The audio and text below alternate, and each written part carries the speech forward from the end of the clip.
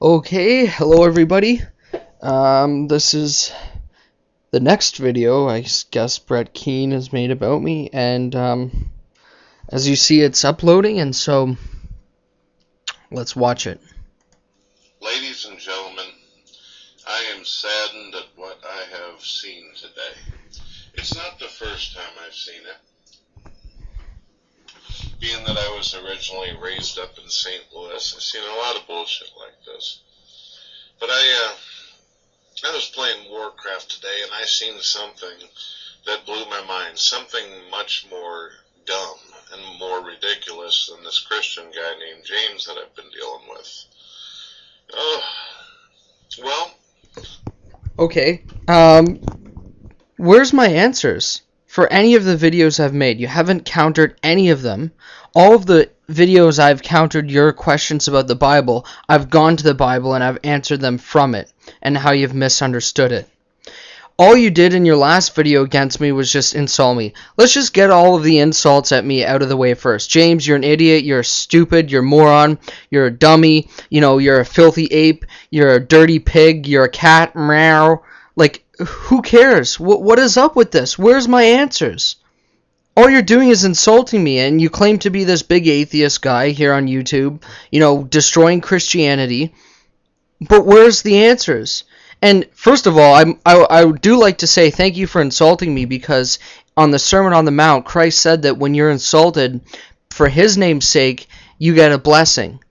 So I do want to thank you for all the blessings you have been giving me. But where are my answers?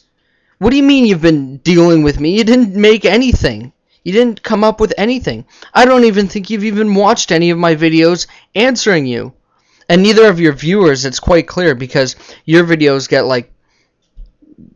500 plus views, and mine get 12, and then on yours with the 500 plus views, it's all like, wow, great job, Brett, you certainly destroyed him, when they didn't even watch my rebuttal video, so how could they know who destroyed who?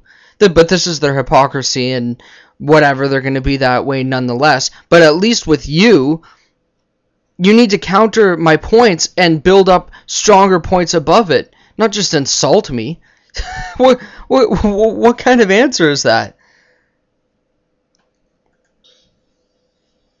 This group of people who, of course, are playing their characters in Warcraft, they asked me if I would be nice enough to run them through a couple instances. Now, also, Brett, I asked you nicely in an email that if we're going to continue doing this, when you make response videos to me, can you not swear in them? I know it's really hard for an atheist not to act like a human and at least speak to one another as if they're humans, because all the time all they do is curse every 3 words they say. But at least, could you do that? I don't have an editing program. I just do these videos in one take and one go, and that's it. And so I don't really have all that much time to sit through and edit all your cursing out of them. So please, in your response videos to me, if you ever get around to doing them, which I doubt you will, can you not curse? Otherwise, I'm going to see that as a weakness. If you curse again in my response video to me, I'm going to see that as a big weakness, that you're just using that and you're trying to do that to run from debating. Because you know I don't like it. The time out of my busy schedule where I could have been making videos or hanging out with my family or something, or watching a cool-ass movie, who knows, to run them. Busy schedule? Okay. Took me about 30 minutes because I ran them a couple times. Well, after it's all said and done, they asked me if I'd be interested in being a part of their guild. And I was like, sure, why not? It didn't matter to me. I've got so many characters already on Warcraft, I figured, it's just another guild, another group to be a part of. And yes, it's a night elf, and it's on the Alliance territory. I have to be honest with you, I've never... Okay, who cares about Warcraft? So, they all started calling me names and shit, and I went ahead and I clicked on the guild. Okay, where's the part about me? Like that. Of gear out of a fucking level, not make you cool in reality. You are not going to get an award, and nobody is going to pat you on the back or praise you or call you a fucking god because you're cool at a video game. Do you understand? In reality, a lot of you have to have your mothers and fathers pay for your goddamn account and shit, and a lot of you wouldn't know what a job was if it sat on your face and took a shit. So please stop with the ego and the arrogance and shit. You remind me of these other group of people who think they're important just because they have a book with some crazy shit in it. But I won't go there. Lady. Okay, I'll go there because you mentioned it. You mentioned me for like a second in the starting, and that's it? And all you did was insult me? Oh, so because you don't have a book, you have the right to insult people's character and destroy them and put them down. Ah, okay. I see. Now, anyways, anybody who thinks that they're great because they follow Jesus really misunderstood what he was teaching. Christ, he said, if you want to follow me, you must become the least. The first will be last, and the last will be first. So anybody who thinks that they're so great just because they follow the Messiah, all that means is that their sins have been forgiven. That where they went wrong, they are forgiven. And the gate is narrow that leads to life. It's a narrow way they're going on. They're just on the straight line and one step over to the right or to the left, and they're off that path. And so if they think that they're so great because of that, they have totally missed the point.